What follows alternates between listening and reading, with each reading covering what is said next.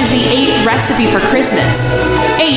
Eggnog introduction, a rich, sweet, and comforting beverage traditionally made with milk, cream, eggs, sugar, and often spiked with alcohol, a classic winter drink. Ingredients preparation: egg yolks 4, granulated sugar 100 grams, whole milk 500 milliliters, heavy cream 250 milliliters, strong alcohol brandy, rum, or bourbon 150 milliliters optional. Seasoning: ground nutmeg, vanilla extract. Step-by-step instructions: whisk the egg yolks and sugar until they turn pale yellow and creamy. Gently heat the whole milk with a pinch of nutmeg, but do not let it boil. Slowly pour the warm milk into the egg mixture while whisking constantly to temper the eggs.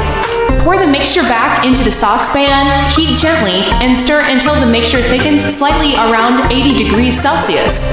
Strain the mixture to remove any cooked egg bits. Stir in the heavy cream and vanilla, chill completely. Once cold, stir in the strong alcohol if using. Presentation and serving: pour into glasses. Dust with extra ground nutmeg or a cinnamon stick. Serve cold or slightly warm.